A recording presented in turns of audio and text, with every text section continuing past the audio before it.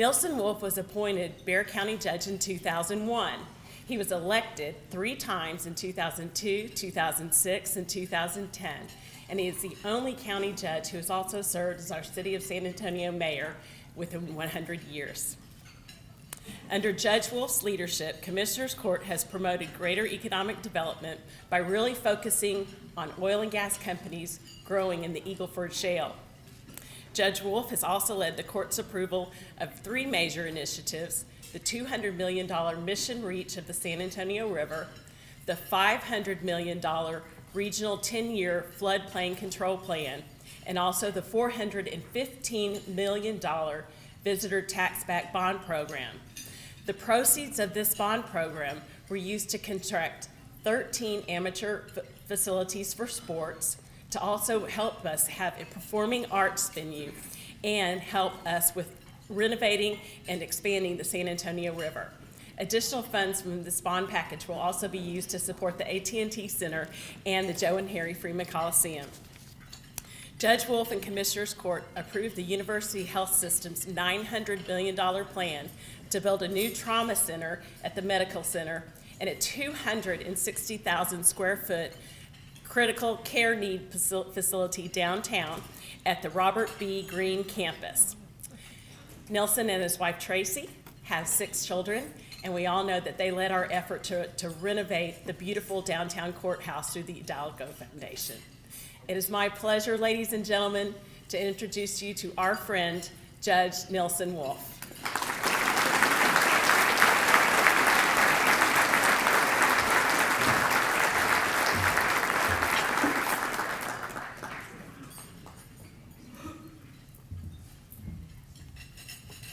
Well, thank you, Rhonda, and thank all of you for being here today.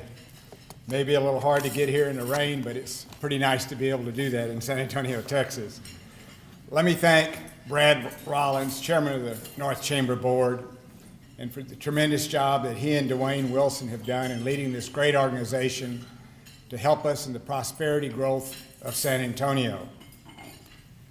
In 2008, Bexar County Commissioners Court directed the Budget Office to tighten spending while maintaining service levels and to accelerate our capital projects.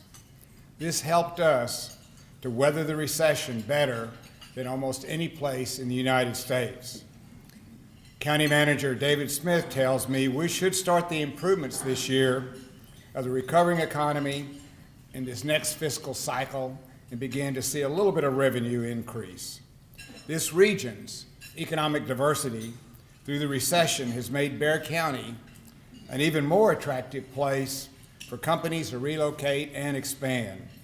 We continue to pursue leads and other incentives where we can.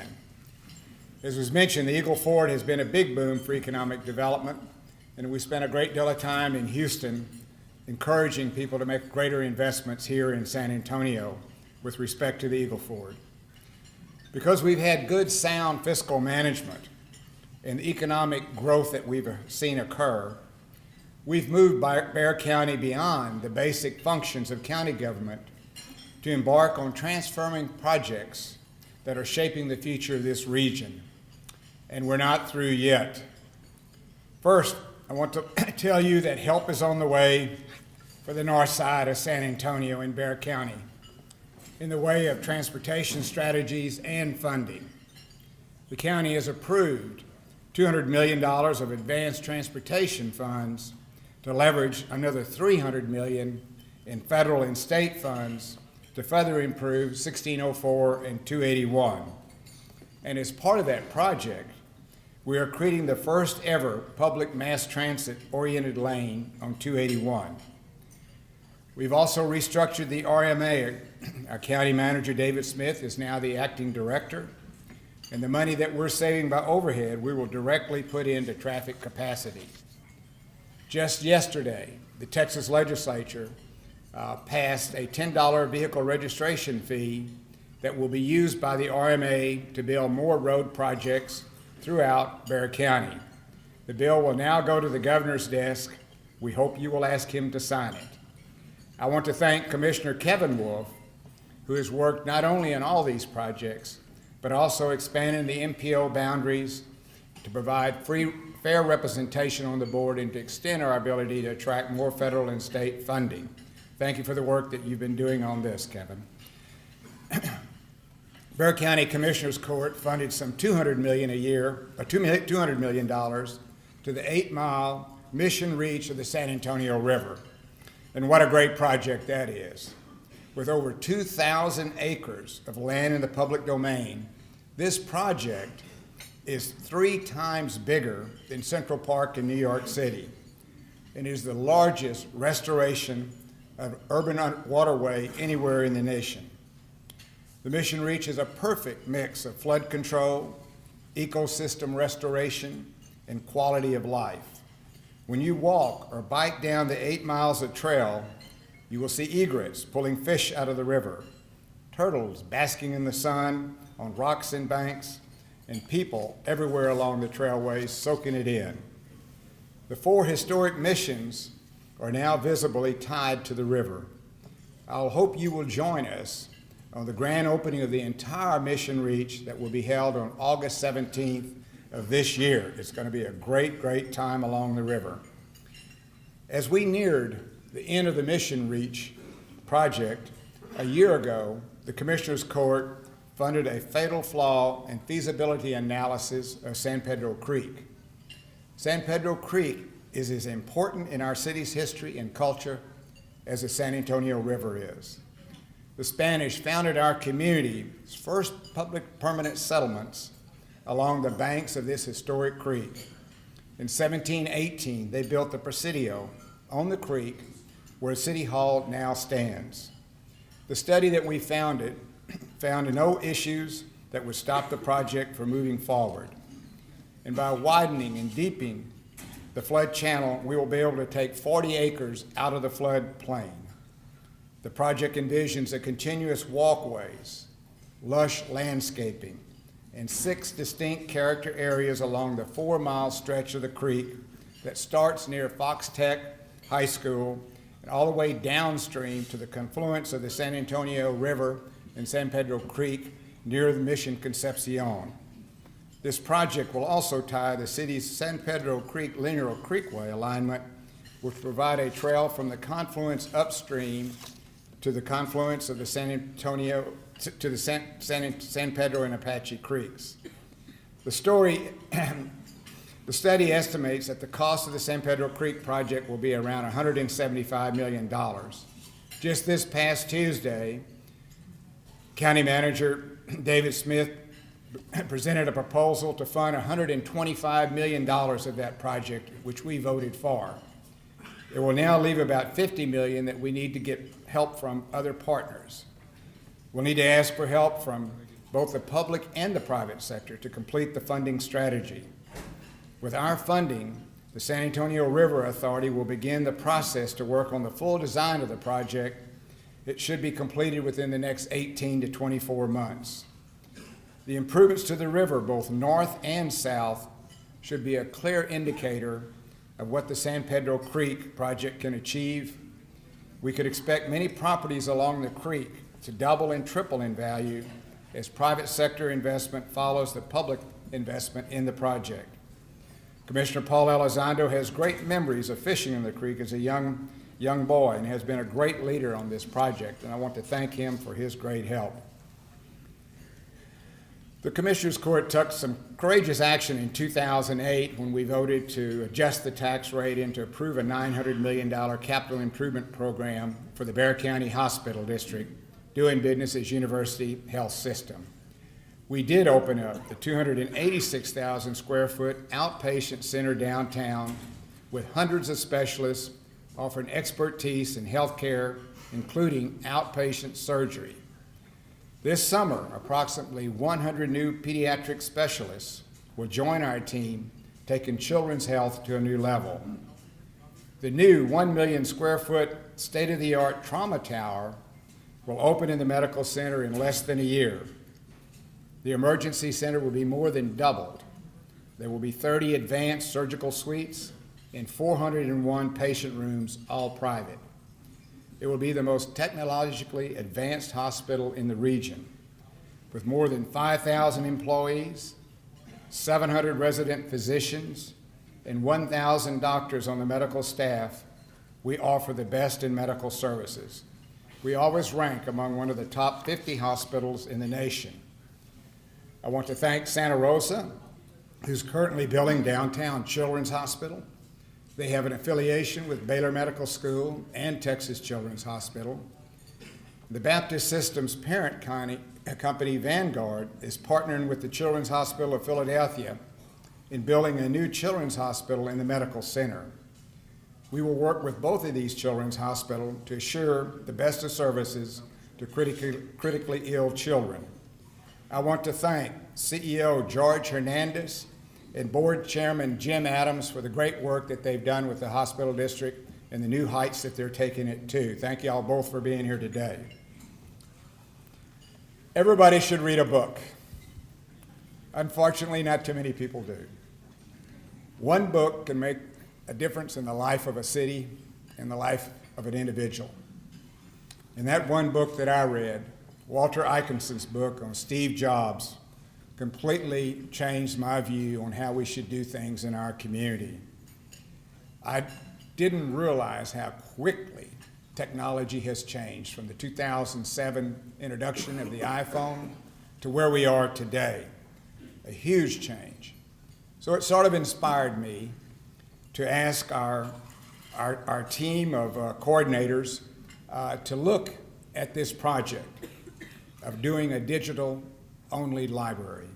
Laura Cole, who's the special projects coordinator for the county manager, led an 8-month study through which we received guidance and inspiration from UTSA Dean of Libraries, Chrisellen Maloney, who has radically changed that library into more and more of a digital library. The Bibliotech will be the nation's first all-digital public library. When we announced it in January of this year, the story traveled around the world in less than a day. We had stories in the Wall Street Journal, BBC Radio, National Public Radio, and even a Colombian radio program. With more milestones met, we continue to see bibliotech news from Japan, Australia, Europe, and Asia. Just this week, BBC ran another story, as did the LA Times. It will be located on the south side of San Antonio on Pleasanton Road in a building that we own, where we will build a 4,800 square foot digital library. It will include an internet cafe, a children's area, a lounge, a community room, 2 study rooms, a central computer area, and construction's well underway. We'll put in 50 computer stations with 25 laptops and 25 tablet computers for internal circulation, 50 preloaded children's e-readers, and 300 e-books readers that patrons can take at checkout and take home. Our collection from 3M Cloud Library will start with 10,000 e-books, and we'll have access to some thousands of classical titles. But where we're going, there's a digital divide in this city. 50% of the people in the city do not have an internet connection in their home. Where we're going, about 75% do not have an internet connection. And literacy in the 21st century must include our understanding of technology and how we use it every day. Our resources will help raise the level of technology literacy in a part of the city that desperately needs it. When we grew up, we had an encyclopedia and a dictionary. Everybody had that. Any parent had that if they cared anything about their children's education. Can you imagine 75% of the people today not having an internet connection that provides a tremendous amount of information for research, et cetera, over the internet, and they don't have it? We've got to change that in this city, and we hope that this will be a step toward doing that. We've hired an energetic team, including librarian Ashley Ekloff and branch manager Katerina Velasquez, to develop programming for our bibliotech patrons. Katrina will start work at the end of this month, and Ashley will start work the middle of June.